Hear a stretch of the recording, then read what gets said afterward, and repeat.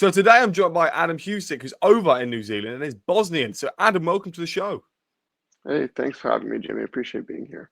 No worries. So your journey is really, really good, and it's a very, very short journey it's been so far because you're still an incredibly young player. So do you want to go ahead and talk to us about your early days growing up? And I believe you were born in Canada. Yeah, so no, I was born in Canada and then definitely still spent a lot of my youth in Bosnia, but then kind of later in those more formative years of kind of that youth academy football, I started to spend in Canada for a portion. Eventually then as I got started to get older, 14, 15, 16, I was there more permanently and I played for a club called Calgary Villains growing up. And that was just like your local club at that time in Canada. We didn't even have a professional football league yet. So your kind of options of in terms of where you want it to be and kind of where you want it to go was limited. So of course, growing up, my goal and dream was always to be a pro footballer. But especially in Canada at that time, your only option was really to go to Europe. So with that being said, then I was kind of that 14, 15, 16. Now you're starting to get to 17 and you're looking realistically, your only chances are, especially, you had the three MLS teams that were Canadian, but if you weren't from there, it became a lot more difficult to kind of get into that. So what was a very popular option is we had a university, which is popular throughout North America, which is they have a good league in Canada. You have NCAA in America, and so at that point, I had to speak with my parents, and we were weighing out options. What would be better to maybe, go to Europe and try to sign pro at like 16, 17, which would have been, it was feasible, but it would have been difficult. So, we weighed out the options and we said, okay, let's take this path of kind of this collegiate path and going through that university route. So that's what I ended up doing. And I guess before even then, though, the reason why we were even thinking of initially like saying maybe we go this year past because when I was under 17, I was called to the Bosnian national team. I played there. I played there, and we were starting to see. We were looking at it, and obviously me being ambitious and wanting to do. I just said, okay, like let's do this footy. I want to go right away to play pro and try something in Bosnia. And there was a couple options there, but my parents talked to me and they wanted me to kind of get an education first, so I had something there. And so that's why I decided that collegiate route. So then I signed to the University of Calgary, and I played a few years of collegiate there. Successful, enjoyed my time there. Went to the national championships. I was a top in the top, what we would probably in Europe be more common, be like called the top XI in the conference. So I had a really good time. I was the captain there, and I really enjoyed my time. But after that, I finished. I got a degree in civil engineering, and but for me, it was always football. I never had any mind anything to do anything else. So after my time there finished, I played for under 23s. In the meanwhile, while I was in uni, we had a professional league come to Canada. So I started playing with the under 23s after that of the team called Calgary FC in my local in my local town there. Then I spent a bit of time with the first team before then after I signed in Bosnia and signed in my first pro deal. So then, spent some time in Bosnia. After Bosnia, went to Finland, and then after Finland, now in New Zealand. And like you said, still hopefully lots more to come. But yeah, just currently in New Zealand. Could you talk to us about the time that you got called up to the under 17s Bosnia national team, which is, by the way, no easy feat for any country, but to obviously represent your country at an international level? What was that like? Um, it was kind of surreal, especially like being in Canada at that current time when I was that age. In your head, it's those are they just you would think that they don't even notice or they wouldn't even look for certain things at that time in other countries. And obviously, like all these national teams have like scouting networks everywhere, but since there was no pro league there, it was in my head. It wasn't something. It was all like I believed in myself and my ability and my talent, but it wasn't something that was you know, that I thought was, oh yeah, this is definitely going to happen because, you know, they definitely look. Everyone on the team was mostly from from Europe, right? Or they either lived in Bosnia, played in Bosnia, or they played in the diaspora and the outside, in Germany, Austria, and those countries around. So, when I did get called up, it was a surreal moment. I you dream of playing for your national team growing up, and that's like the pinnacle of football. Obviously, I think a lot of other players can attest to, growing up saying, yeah, I want to play international football for my country, and that's probably the biggest goal you can achieve. And even now in my career, of course, that would still be the biggest goal if I could play for the senior team. But at that moment in time, I was really proud. I was really proud. But at the same time, when I got there, I realized just how much it was also a wake up call at the same time, because I realized at what level these kind of guys in Europe were and how much the difference was and a bit of the gap. So it was a real eye opener, and it was good. But overall, I was beyond proud to have got the call up. And obviously, to go ahead and leave playing in Canada, to go ahead and go abroad, what was that like to leave Canada to go and play football?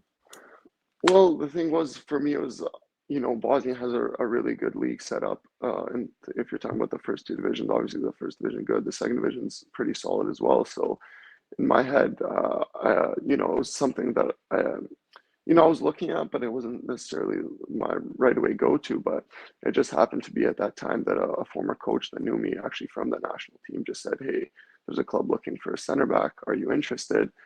And I said, "You know what? I'm open, something guaranteed right there and a chance." And, he said, "Come in." He says, they really like you and they want you to come in. So to me, the decision wasn't maybe, if you have like other guys from North America or stuff like that, it's not always easy to make that jump to Europe, but for me, that's home. So I was just going back home. So it was all good with me, and I was really excited. So that made the transition pretty nice, because, I was just going back home. And, when you have something guaranteed like that, especially coming out of like collegiate the way I was, I said it was my first chance to sign my first pro contract. And I said, I didn't hesitate. I said, yeah, I'm definitely going to take it. And what's Bosnian football like? Because in Europe, as a whole, we're sort of known to play quite tactical, skilled football. So what's Bosnia like for football?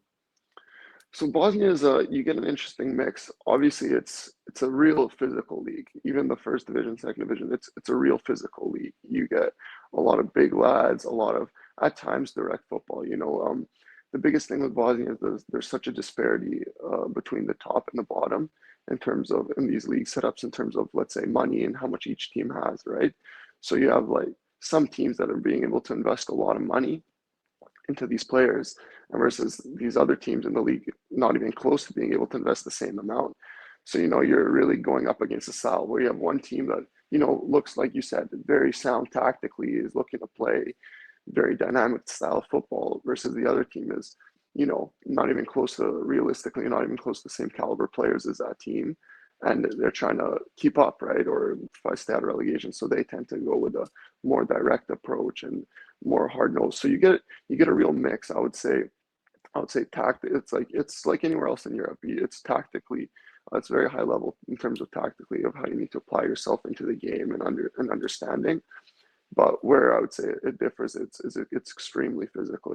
It's not always peachy conditions. You're not always getting the best pitches. You're not always getting the best conditions, and you just got to make with what you have. And so, because of that side of things, everyone comes out and everyone plays with passion. Everyone gives their last atom of energy on the pitch. And I'd say that's the big difference there, is in terms of that intensity is just nonstop intensity. You need to be super fit to play in the league, because it's just nonstop, high pressing, high energy. And yeah, that's how it's best described, that kind of the league. So you left your home country not too long after signing there. It was a few months. It was about just under a year, and you went to Finland. And what was Finland like? How come you decided to leave Bosnia for Finland? Honestly, for me, it was just something new. I'm quite open. I'm not necessarily one that fears traveling or stepping out of my comfort zone to kind of go away. And like I said, after the season, I spent 6 months there, and the season finished, and I had a couple offers to stay there, stay in Bosnia, and then just weighing your options. But this opportunity in Finland came, where an agent reached out to me and said, "Hey, would you be interested in this move to Finland?" And So, I don't know much about Finland, but he talked to me a bit about the league setup and how it looks and the kind of conditions. And I was like, I like the sound of it. I like the sound of it more than the other options I had at that moment. So I decided to go. And when I first got there, it was definitely interesting. It was a lot different.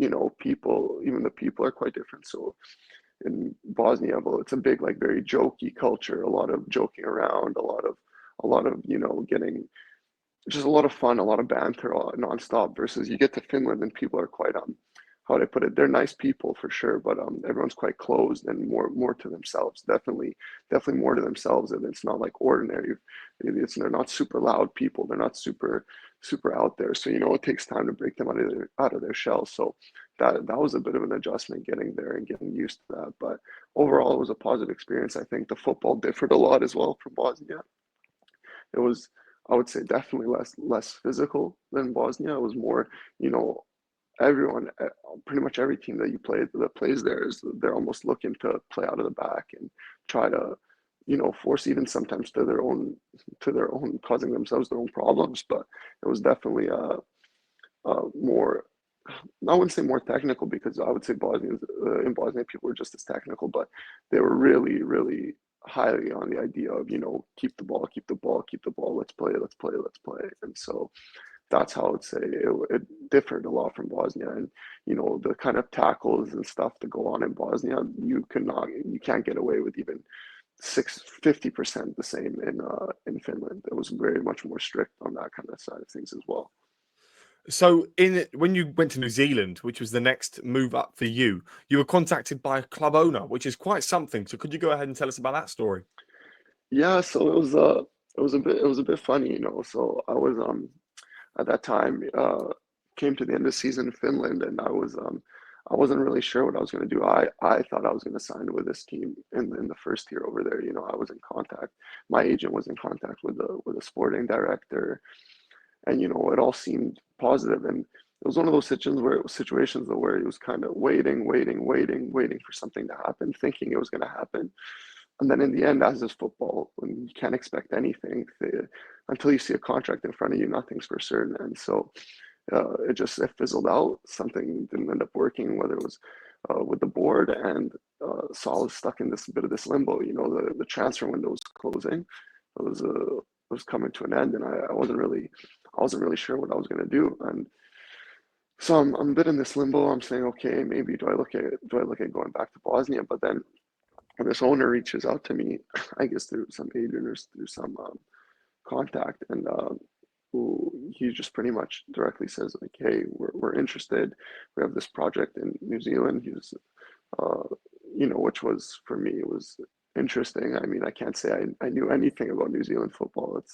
It's tough to get a big understanding of it until you get there. And so he reached out to me, and I had a chat with him, had a chat with the coach, and I was it looked all good, and they had a real good project there, and a lot of big big investment from that owner into that team. So I was something that was interesting to me, and I said, you know what, like, let's take a crack at it. I say, while I'm young and different opportunities are there, why not try it? And so I decided to pack my bags and go to the other side of the world and see how that would be.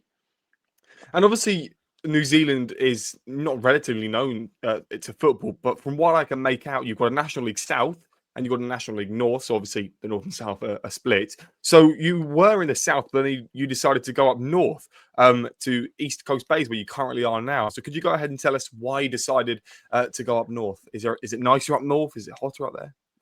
No, so yeah, definitely. So basically, it's like like you said, National League North, National League South, and it's a bit of setup. That's how the first tier works here. And so I would say there's a couple of reasons behind it. When I was in the South in Christchurch, I done my cruise ship.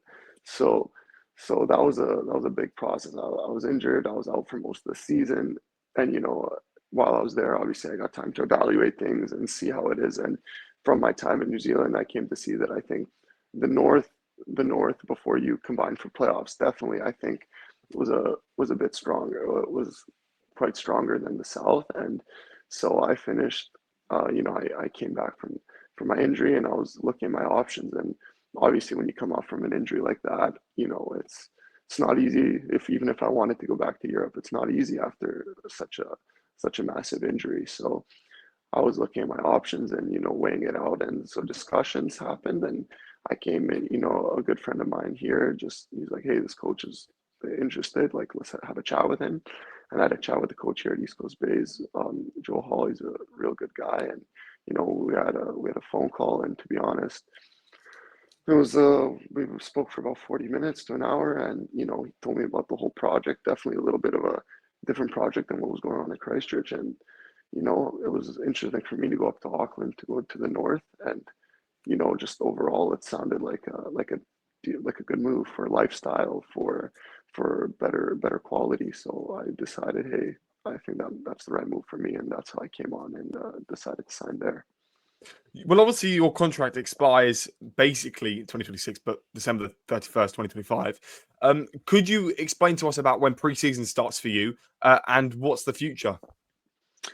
Yeah, so no, like you said, yeah, essentially it's pretty much the 2026 when it expires, and you know, the league setup is different here. It's probably mostly similar to, I would say, if you're comparing to in Europe, probably like in Ireland, that kind of March to November kind of setup where they play throughout the summer rather than, or what, not summer over there, but winter here, because over the summer here it's extremely hot. So they try to avoid playing in the summer due to those conditions, and they play over the winter because it's just a better suited climate for football. And so yeah, so preseason here will get going for most teams around the end of January, beginning of February. You have quite a long preseason because you go about February, March, and then really the leagues usually only start about end of March, start of April.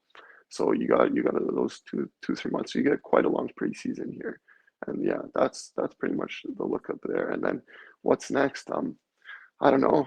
That's football, it's not always cut and dry, if you're not signing a 4-year, 5-year, 3-year deal, even a 2-year deal, you don't know what's next. So I mean, I'm keeping my options open. I think you never know, like I say in football, I just always say you never know. So we'll see when the time comes, and obviously, do some planning beforehand, start to try to explore, see what could be the next move. I think the main thing for me right now is to stay focused on this season and what's happening in front of me, because thankfully it's been real good. I've been playing, starting all year, and we're in a big kind of a playoff push right now. We're fighting for those playoff spots. So it would be a disservice to my team to start to look elsewhere when my main focus should be is right now on getting us into playoffs and doing what's best in my ability to help us get there. Well, Adam, I wish you all the best in that. I really appreciate you joining me today. And yes, the best of luck with the playoffs, and hopefully you can bring the title home. Thank you very much. Appreciate that a lot, Jamie. No worries.